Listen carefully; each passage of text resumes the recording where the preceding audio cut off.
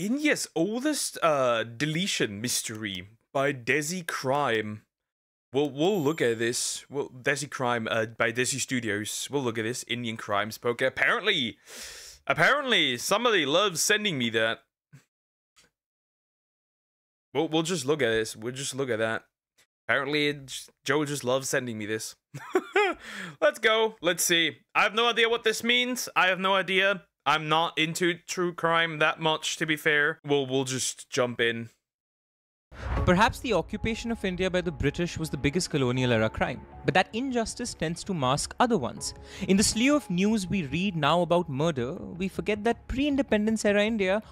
Ooh, interesting. Interesting. Oh no, I see vegan teacher. Yeah, I've put her in there as well. Yeah. Interesting. So we're looking at something from the past. That's kind of cool though. That's kind of very cool. Also had its fair share of unsolved mysteries. One institution in Madras stood tall, the Newington College, a college set up to civilize the Indian man, make him into a slave of Western etiquette, stamp out his cultural sensibilities, a college set up for India's princely youth. But something happened on the night of October 15th, 1919 that stamped out the college itself from the annals of Indian history. This is the story of that mysterious gunshot. This is the story of Clement de la Haye. I'm just super careful with the music. That's the problem. Around South Asia. I'm your host Aryan. And I'm Ishwarya. And the case that I have for you today is one of the oldest we have ever covered on our podcast, and one that continues to be shrouded in mystery. Ishwarya, you know the problems we face with old cases. There is barely any research or information available. Thankfully for this one, there were articles. The one good thing about the British was that they catalogued stuff. There was enough documentation. There was documentation, so I had to use some of that to pull up. But it's one of those cases that I'd never heard of. That tends to be most cases on Desi Crime. But one that when I started diving into it, I couldn't believe we have such a crime existing in pre-independence India. And 1919 is like old. Sometimes in India, we don't even have enough I mean, this isn't surprising though, that like... wasn't there a chick, for example, that specifically went for virgin women and deleted them, like in like old times? I'm not really like sure. I mean, crazy crimes existed back then too. They were probably even more gory than they are now. That's the thing. Documentation available for like early 2000s cases. We're struggling, but 1919 is crazy. It's crazy. You know what else is crazy? How many of you just keep pestering us about the number of episodes you want us to produce every week? Guys, I mean, we're kids. We're two people. Two just cute kids. But we have caved to your demands. And this month, April, we have something very special for you. It's free, so don't worry about it. So people will pestering them. People were pestering them about make more. I mean, you guys are in high demand. On Amazon Music, if you have a Prime membership, you can listen to all Desi Crime episodes like this one 2 days early. No Patreon, no nothing. For the rest of the world. Yeah, you most likely do have a Prime membership, and if you don't, I don't know what. Weird. That's crazy. That's silly. I mean, and Prime is not even sponsoring this, but that's just silly. That is silly. Why are you paying for delivery fees? Well, now depends on where you live. You might need an age verification. You might need to get age verification. That is troublesome for true crime stuff, probably.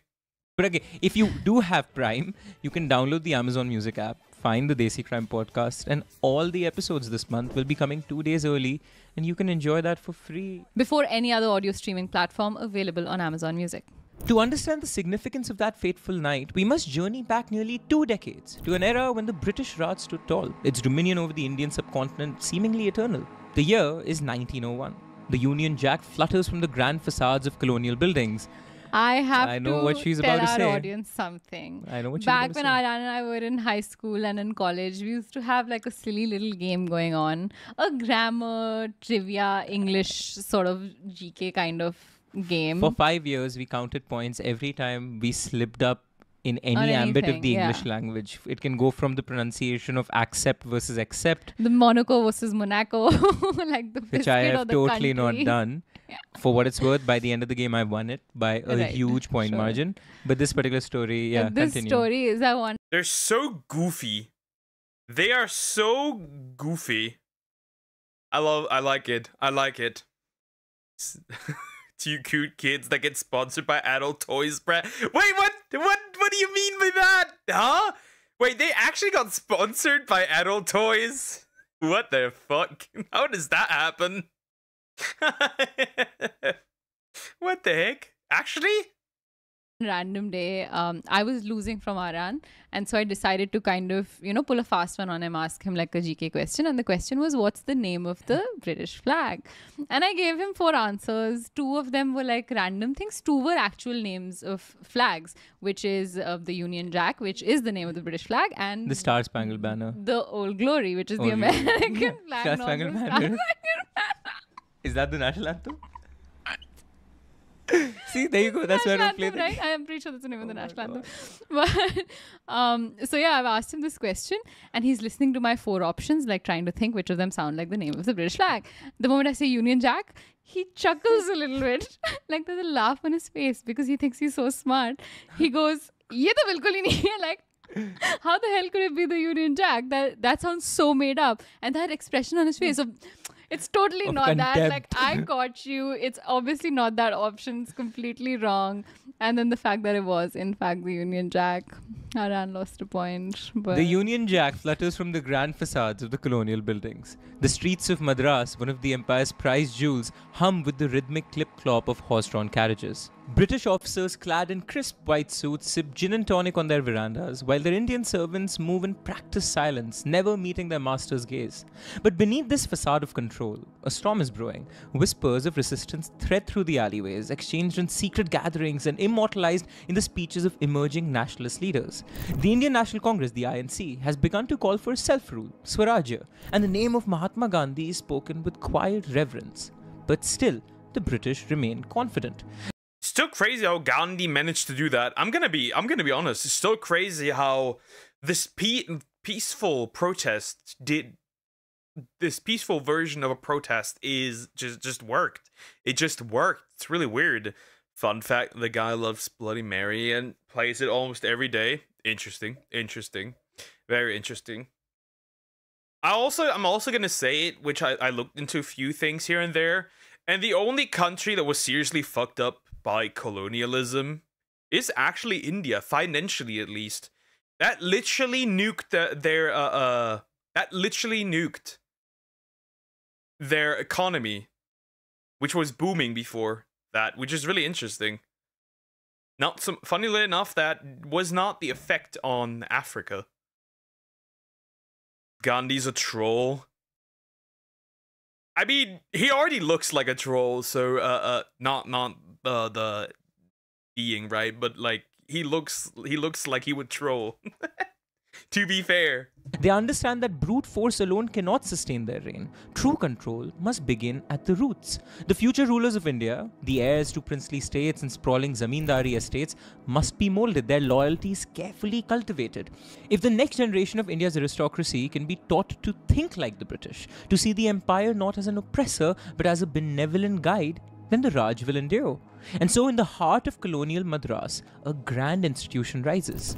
Newington College. Newington College is no ordinary school. It does not open its doors to the common masses. It exists for one purpose: to shape the minds of India's aristocratic youth, to mold them into rulers who will uphold British rule rather than resist it.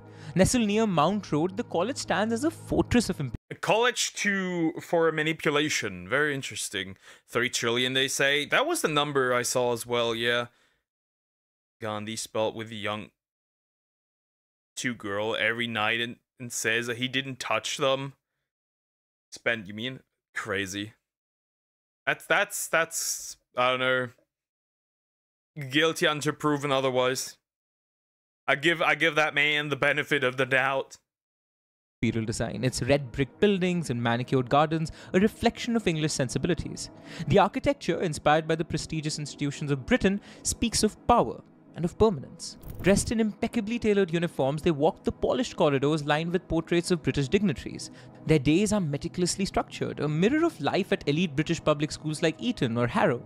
Each morning begins with physical training: cricket, polo, and tennis, the favorite sport of the empire. Discipline is paramount. Lessons in literature and history follow, though history here is a carefully curated tale.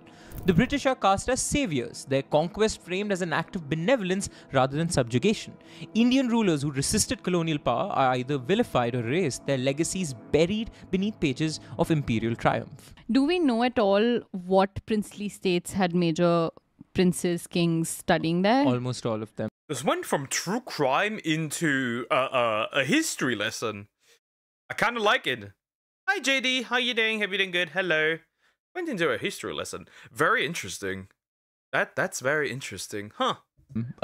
Because this was in Madras, so most of them were South Indian, southern states, but that's because of the geography. There were other colleges like Newington across India where there were kids from all kinds of princely states. But like we know, there were more princely states in the south than in the north. Right. So that is also a function of the preponderance of South Indian Maharajas being there.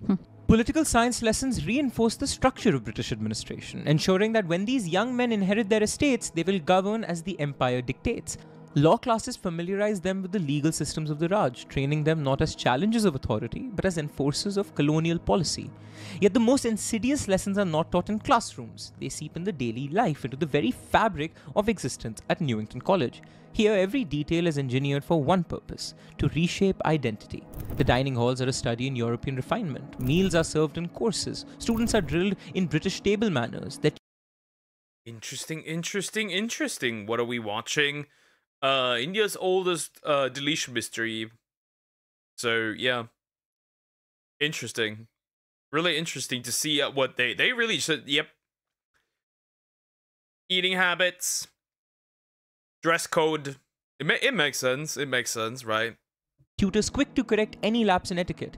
English is the only acceptable language. The mother tongues of these young men actively discouraged. To be caught speaking Tamil, Telugu or Hindi outside language classes invites swift punishment. The message is clear. To rule under the British, they must think, speak and behave as the British do. Religious instruction is yet another tool of influence. Christianity is subtly positioned as the faith of enlightenment, progress and modernity. Indian spiritual traditions are dismissed as relics of a backward past. Though the school does not enforce religious conversion, it cultivates an environment where Western ideals are associated with advancement and Indian traditions with stagnation. I know I might sound like a professor, but this history lesson is important because I mean, yeah, you kind of do sound like a professor. Though a little too young.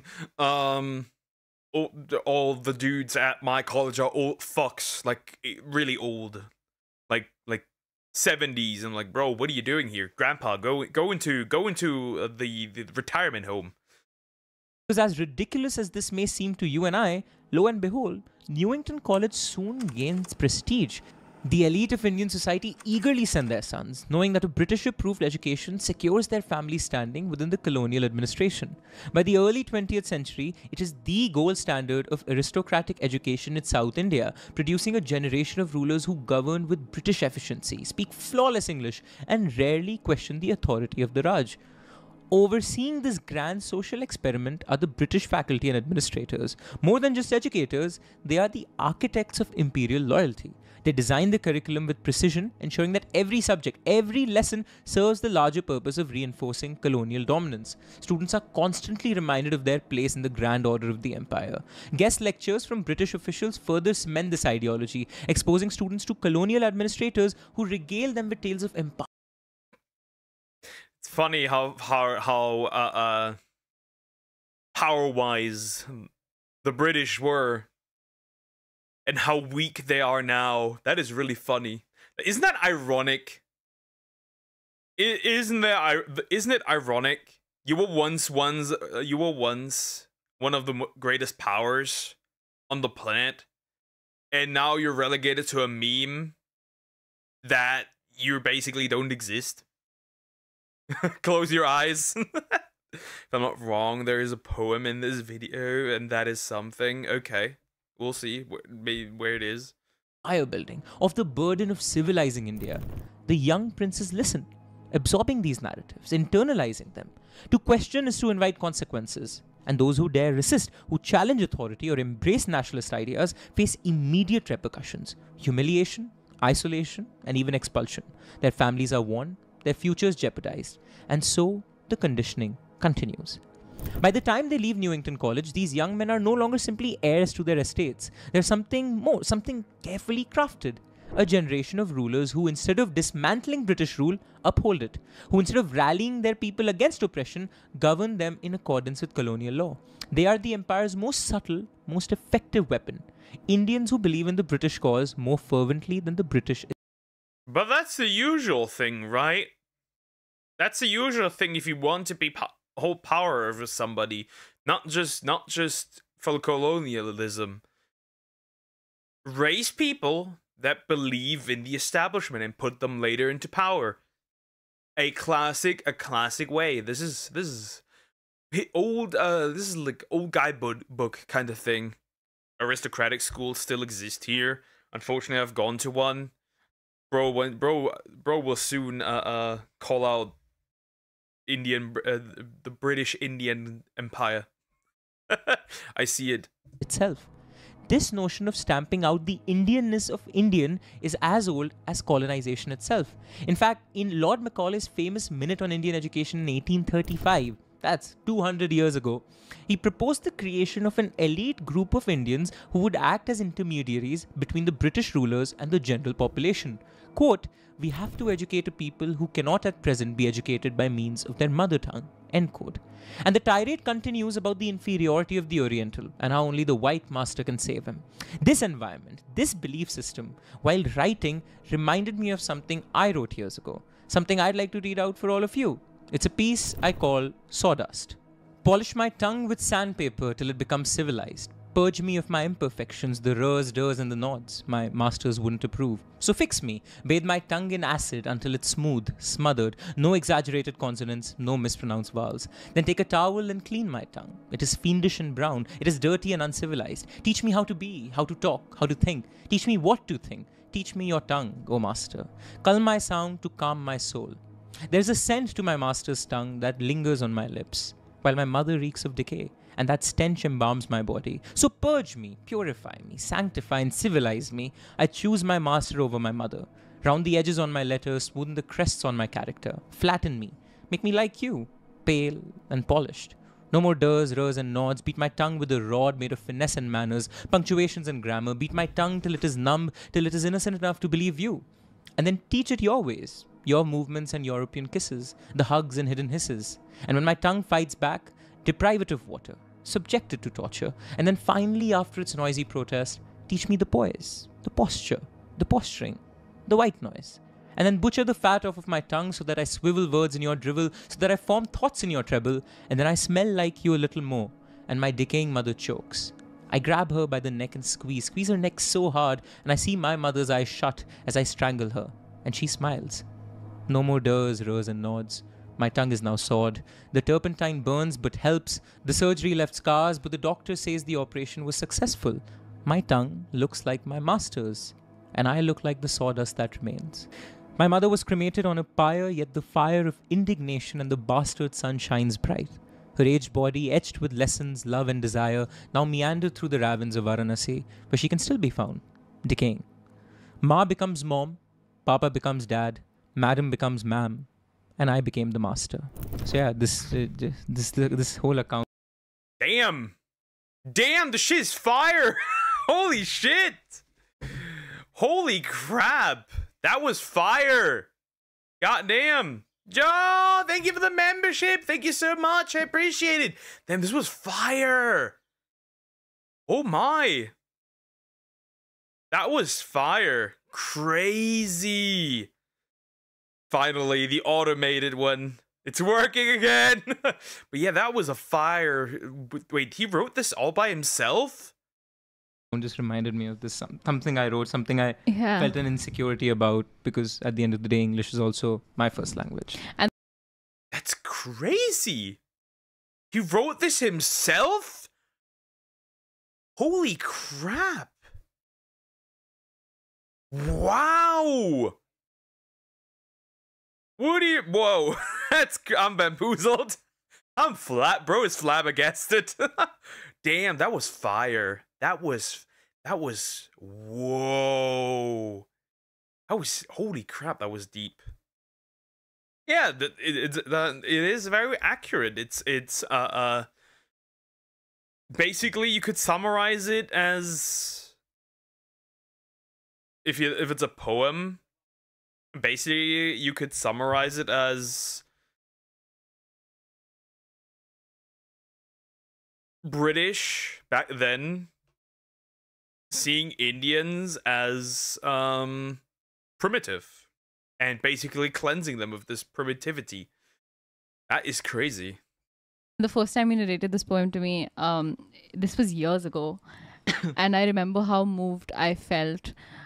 I remember shortly after that, something in me had prompted me to buy Hindi books off of Amazon that I collected. I don't think I ever quite got down to reading them the way that I wanted to be able to, but this is such a moving poem, and it's just tying into the story of what we know so far.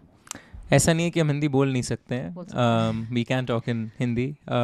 English just is one language which we have some modicum of mastery over, and you guys are there to listen to these stories. But I think it's good to remind yourself of the amount of internalized racism that we've been fed through the structures we see in our day-to-day lives, whether that be a Lord Mountbatten Road or whether that be our notions of fair skin. And it's important to be mindful of those while still operating in the real world, where of course you need the language, where you need the language, and those structures aren't going to disappear overnight. No, but it was so maddening to my friends in the US when I told them that, firstly, that was wild. Yeah, he was in America studying and all.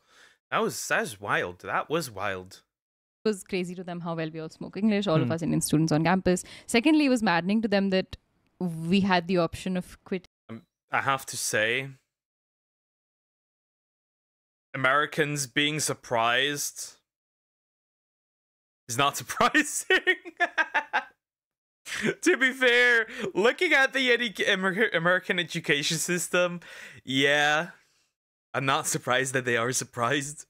Indie books in terms of literature, it's peak. Shit in other genres. Okay, cool. Interesting to know. Studying Hindi as CBSE students in the 10th grade. That's so crazy. But we couldn't stop learning English. And this applies to wherever you're. So if you're from South India, that could be, the Hindi could be Tamil for you. It's just your regional language being overlooked for the national language, quote unquote, which functionally is English. Right. But you and I weren't alone in feeling resentment towards these colonial forces. The youth of the time too revolted against this whitewashing. And some of those kids were studying at Newington College. Clement de la Haye, an English educator, arrived in India in the early 1900s, assigned as a tutor at the Newington College. His name appears in various historical references related to British-run institutions for aristocratic Indian youth. Though details of his personal life remain scarce, official records indicate that he was born into a middle-class British family with strong ties to education and administration. His father was reportedly a civil servant in the British government, which influenced Clement's own path toward colonial education. Educated at Keble College, Oxford, de la Haye excelled in classics, history, and philosophy, subjects that would later shape his own teaching methods. He was deeply interested in British governance and imperial administration, believing that a structured education could reinforce the empire's longevity. Upon graduating, he pursued a career in colonial education. Okay. We got a British man with high education coming likely to India. Okay. A thunderstorm is coming. I am fucked. Well, it was nice knowing you, buddy. You will be remembered. Also, hi, Cocos. How you doing? Hope you're doing good. Seeing it as both a personal ambition and a duty to the crown. At Newington College, de la Haye's teaching philosophy was one of rigorous discipline. He prioritized English literature, British history, and Western sciences, ensuring that his students develop a worldview centered on the superiority of British governance. Mathematics and law also formed crucial parts of his curriculum, designed to prepare young rulers for managing estates under British legal frameworks. He strongly discouraged students from engaging too deeply in Indian political philosophy or traditional governance, favoring instead a structured approach that aligned with British administrative principles. His distaste for nationalist ideologies was apparent. He viewed the early stirrings of the independence movement as a direct threat to his life's work. He frowned upon regional languages and customs secondary to British traditions, believing that the path to true governance lies in the complete adoption of Western ideals. Long story short, he was a total Gora. Dude could have been cast in Lagan for all I know. His relationship with the students Shots fired. They invented the sex book, the Kama Sutra. Yeah, I know. Well, imagine your history being relegated to a sex book and bad street food. Must be rough. Hey, just like ours is pretzels and leather pans and BMW. I'm okay resting for next week and saying my opinions on Twitter. Ooh, saying your opinions on Twitter. I'm gonna chill for this stream, and then a man has to do what a man has to do. is complex, and this is where it gets interesting. While many admired his intelligence and dedication, others regarded him as a strict and emotionally distant figure, a racist also.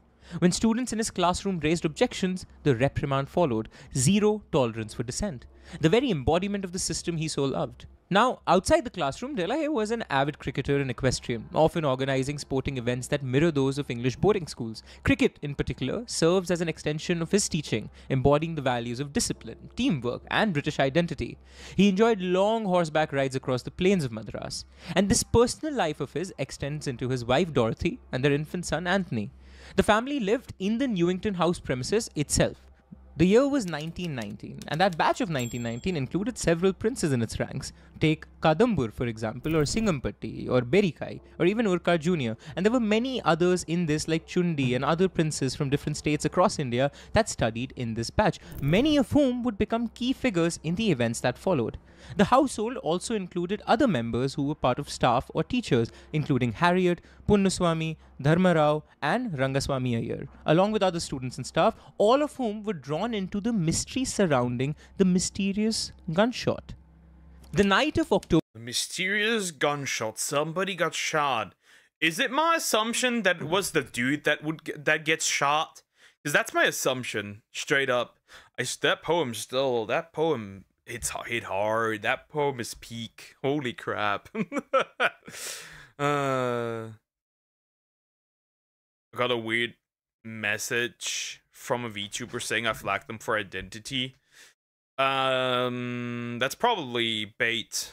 Don't fall for that, or your account gets stolen. Careful.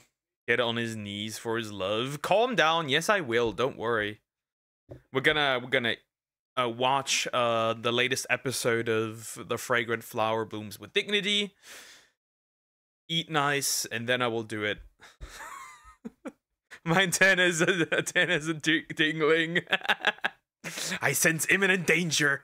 October 15th, 1919 is thick with humidity. A warm breeze stirs the trees on Newington College grounds, but it does little to break the heavy stillness. The corridors are unusually quiet. There's a tension in the air, something unspoken but undeniable. Clement De La Haye returns late from the club. As always, he makes his rounds, moving through the dormitories with practiced precision. His polished shoes tap against the wooden floor, the sound sharp in the silence. Oil lamps flicker along the halls, their dim light stretching his shadow across the walls. He glances into rooms, checking that students are asleep, ensuring attendants remain at their posts. And inside their quarters, Dorothy De La Haye, his wife, is already in bed, their infant son sleeping beside her. Clement removes his waistcoat, sets his papers aside, and exhales. Though his mind is far from settled, tension has been brewing at the school all week. The princely wards have been a menace to deal with that week, and two students in particular, Kadambur and Singampatti, have been restless, their resentment barely concealed. He has tried to tighten the discipline and make example out of those who step out of line, and it reached the point that he hurled racial slurs at some of the students, all in order to show... God damn. Yeah, you're really popular. I think he definitely gets shot, doesn't he? He definitely gets shot. For real. Bro hurling the slurs. Show them their place. But whispers of dissent reach him, which he tries to dismiss all too hard. He has seen rebellion before and he knows how to crush it. Outside, the school grounds lie in eerie stillness too. Most students are asleep. But near the tennis court, a few remain awake, their voices low, cautious. The night carries only the occasional sound, the creak of an old tree, the rustling of the leaves, the tick-tock of the clock in the main hall, and then a gunshot.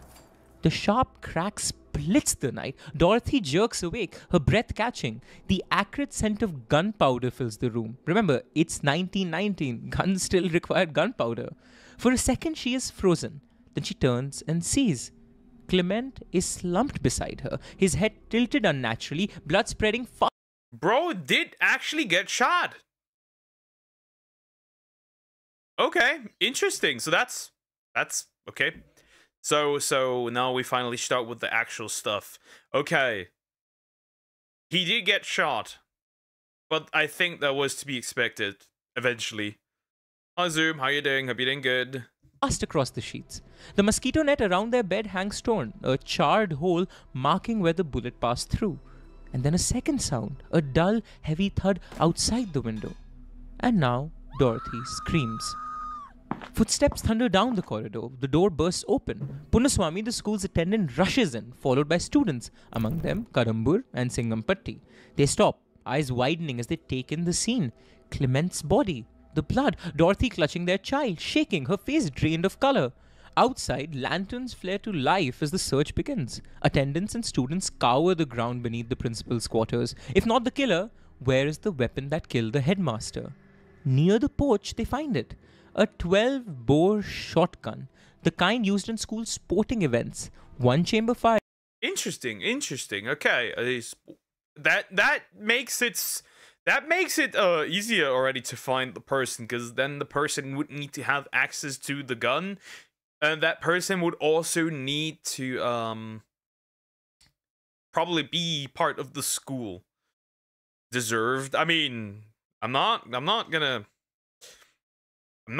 say that he didn't fuck around. Now he found out. Yep. True, kinda. Weeks ago, there was a train accident in Germany. 100 of them are inside the train. Unfortunately, 3 of them died. Sorry to hear that. I mean, to be fair, I didn't even hear that. To be fair, even I didn't hear that. Yeah, he's dead. Shotgun shell. Yep. The other still loaded. The gun had been locked away in the sports equipment room near Kadambur's quarters. Too easy to take. Too easy to use. Someone planned this, and now the hunt for the killer begins. Aryan, so they're in bed together, right? De La Haye and his wife. Yeah. She's sleeping right next to him. I know what you're gonna ask. He gets shot. Yeah. And she's awoken from the sound of the gunshot, I'm assuming. And the moment her eyes open from the sound, there's no one in the room. That's what I thought while I was researching, you know? That's so odd. It's okay. Walks in. I mean, okay. It depends, right? So the person would need to go into the room, right? That's the first thing, right? Shoot the guy, and then run out super quickly again. That's gonna be hard to do. You gotta be a speedster for this one. I mean, it would be hard to see him considering this, right? It would be hard to see the person considering this, right? No electricity, no real light. Depending on the weather, you may not have a clear night sky, which means no moonlight. You might be in complete darkness, right? So it might be hard to... He may have been there and then been fast enough to run away. Or she, or whatever. It's not a sniper. It's not even a handgun. Not that I know anything about guns. It's a shotgun. You need to be in very close range in order to eliminate the target. Because if you're shooting from afar, it just sprays open. It could have hit anybody. So that's one. I was very surprised that she didn't see anybody. And she was conscious long enough to hear the second thud, which came moments later, which was outside the window. But the aspersions you're casting, that I also felt, were eventually suspect by the police and the administrators also. That's not where I was going with that. Oh no, but that's where... In my mind, there was some theory, like her eyes hadn't quite adjusted. She saw a figure in the dark. There is more to come. Okay. The moment the police arrive, Newington College is thrown into chaos. Officers from the Madras...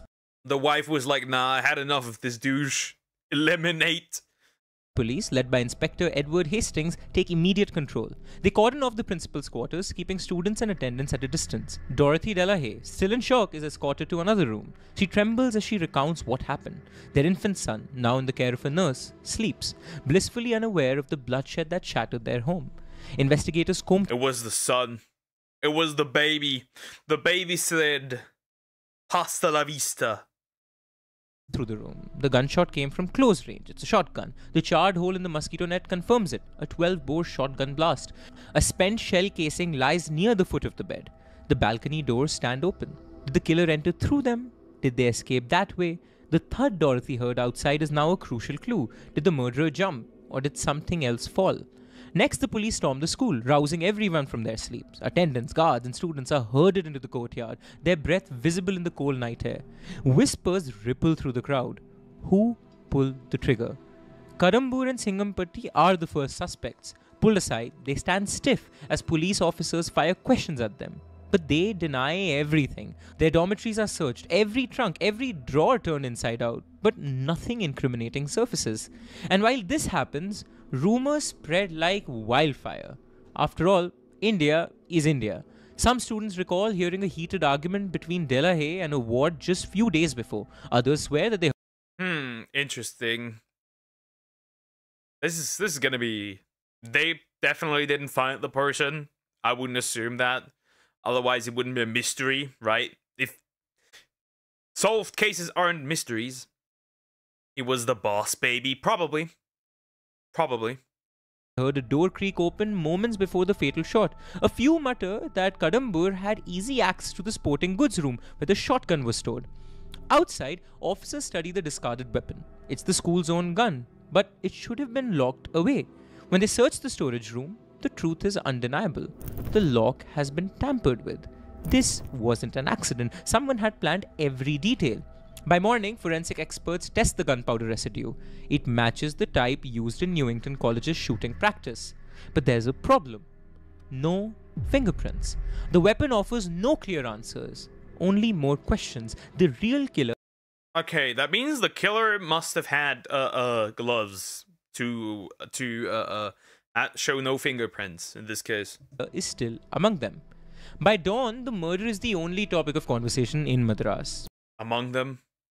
Among us?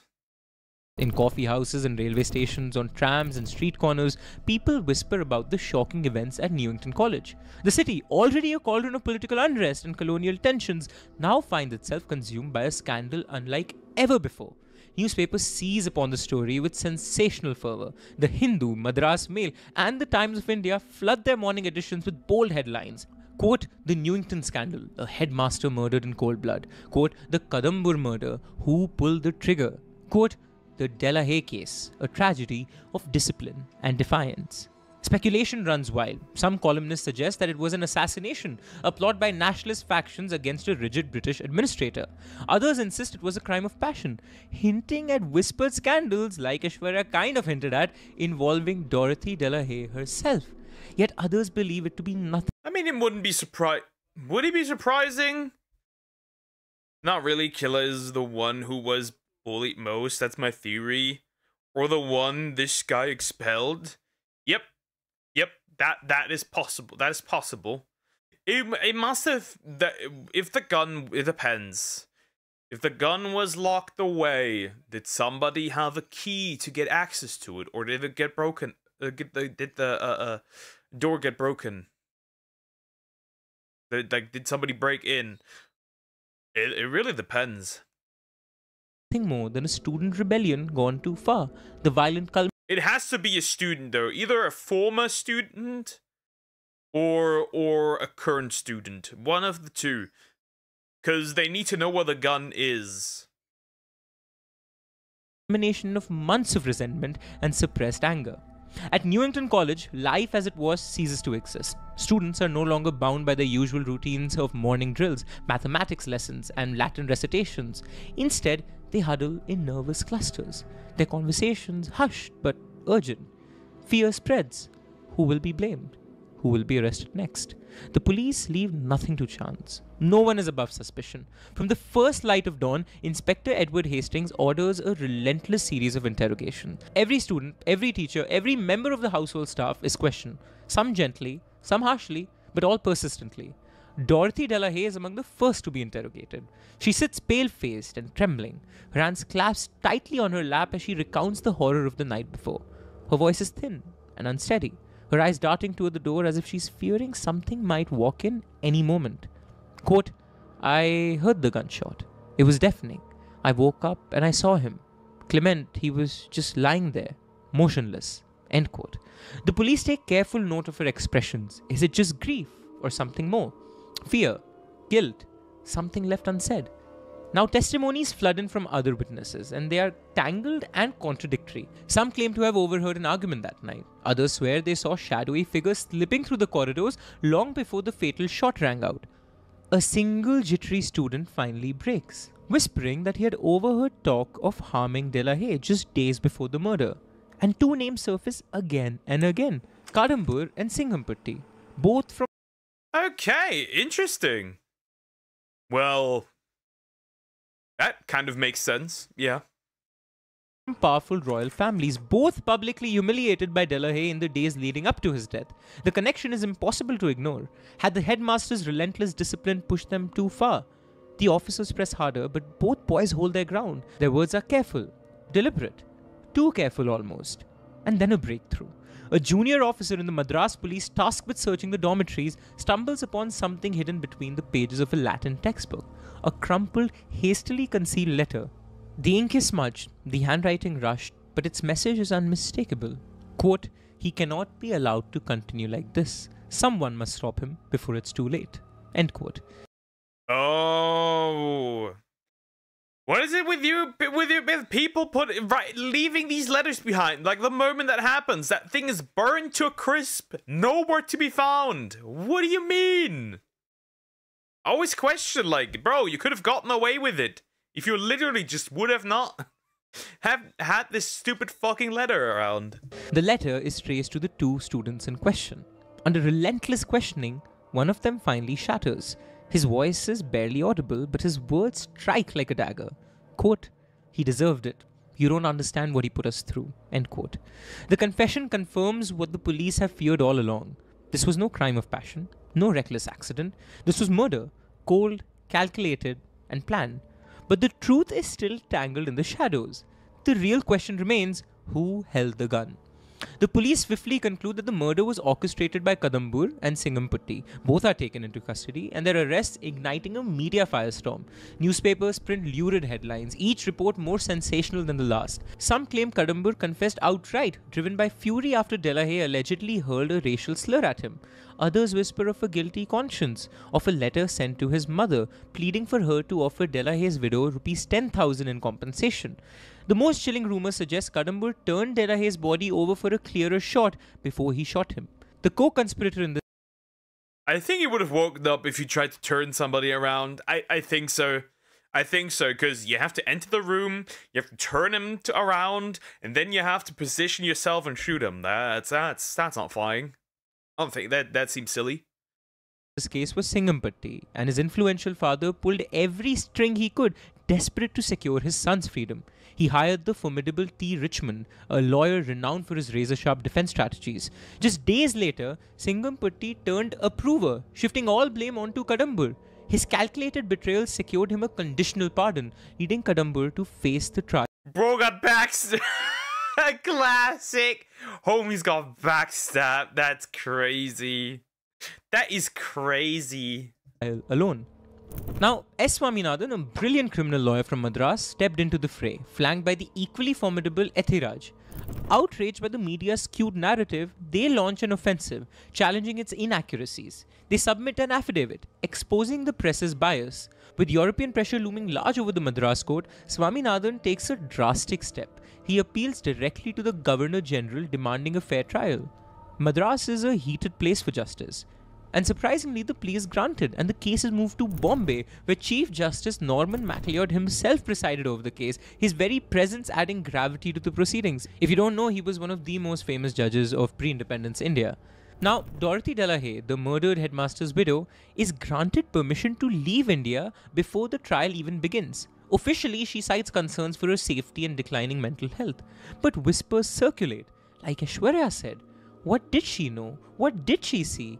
And why was she so hastily sent away? But before she goes... Wouldn't it be funny if his wife had an affair with an Indian student? Wouldn't that be funny? It's rare. People don't wake up easily, especially old men. Sure, but would you really risk the chance of him waking up? Would you really risk that? I don't know. Probably not, to be fair. She has to give her testimony. We found archival court records that have it. On October 20th, the widow took the stand before the Bombay court. Quote, I went to bed at 9:30 p.m. My husband, a sound sleeper, dozed off first. A sudden deafening noise jolted me awake. I called his name. No response. Then, something heavy crashed outside. I turned. The curtain was smoldering. The fire spread, casting a glow across the room. I saw him then. I knew what had happened. I screamed. Berikai rushed in, followed by Chundi. Then Singampatti, Kadambur, and Saptur appeared. Kadambur stood in his veshti, or vest, hands behind his back, staring. Singampatti, wrapped up to his throat, looked unnatural, almost frightened. End quote. Her account sends a chilling ripple through the courtroom. Yet under scrutiny, her recollection shifts. Details blur. Did she truly see Kadambur and Singampatti, or had fear and grief destroyed her memory? The defense seizes upon the inconsistencies, planting doubt in the jurors' minds. The prosecution's case was strong. Thalanvan Kotai, another student, testified that on the evening before the murder, Kadambur and Singampatti conspired to kill Delahaye.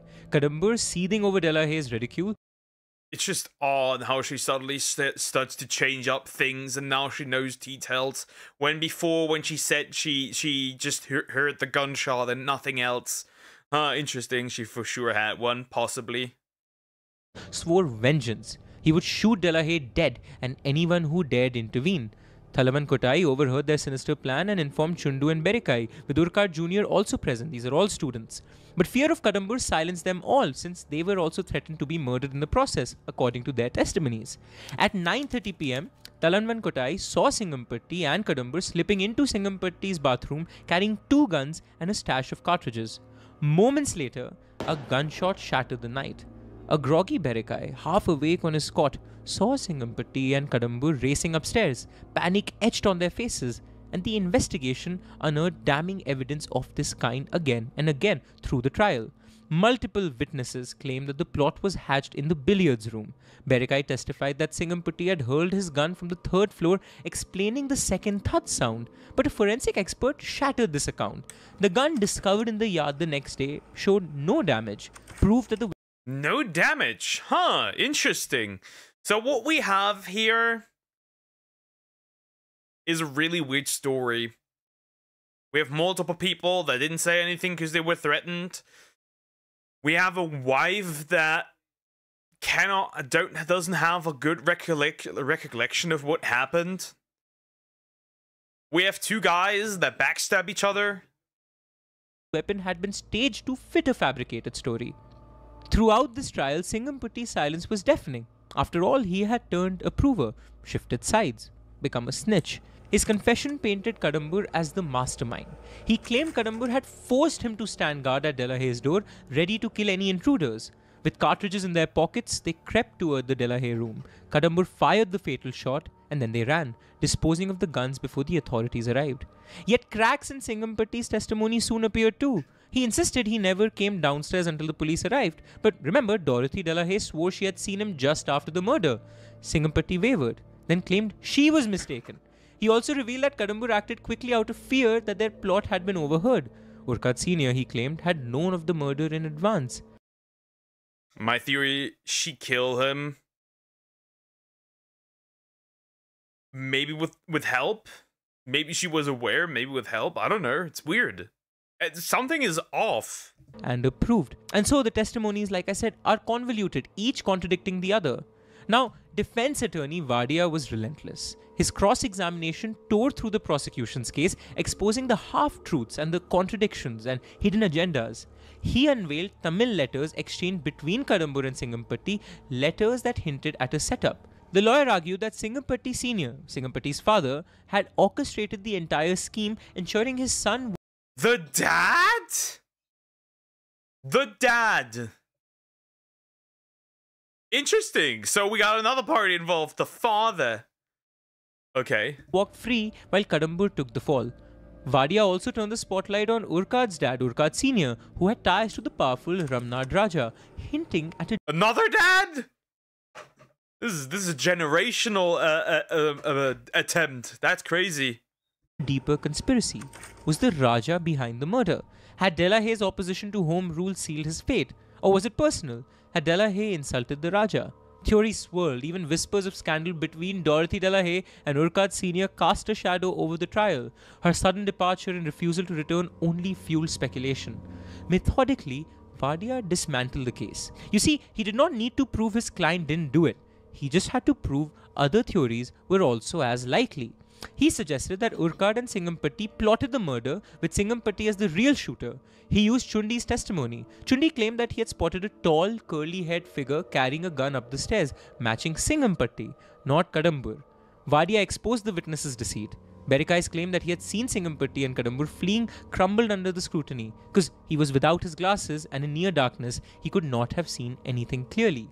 Witnesses had grudges against Kadambur for exposing their past misdeeds. This is crazy. This is a whole mess. She seduced one of the guys, brainwashed him, and then backstabbed the... Yeah, the dad did it so his son stays free. I say innocent for his dad. I'd say... the dad had an affair with the guy's wife. And sent his son to lead the dude. And one by one, their testimonies unraveled. Finally, Justice Norman MacLeod delivered a sharp, incisive, and surprising summary. The jury deliberated, cutting through the tangled web of lies. And their verdict: acquittal for everyone. Kadambur walked free, and so did the rest. In British India, for no Indian to be found guilty of the murder of a British administrator was surprising. The true architects... They had no complete truth to jail anybody, so they let them run, all of them. Very interesting. Very, very interesting, huh? of the crime remained in the shadows, their secrets buried, until today. With Delahaye dead and Kadambur acquitted, Newington College's fate was sealed. The scandal left an indelible mark on the institution, tarnishing its reputation beyond repair. Enrollment plummeted, families withdrew their sons, and the British administrators lost faith in its ability to maintain order.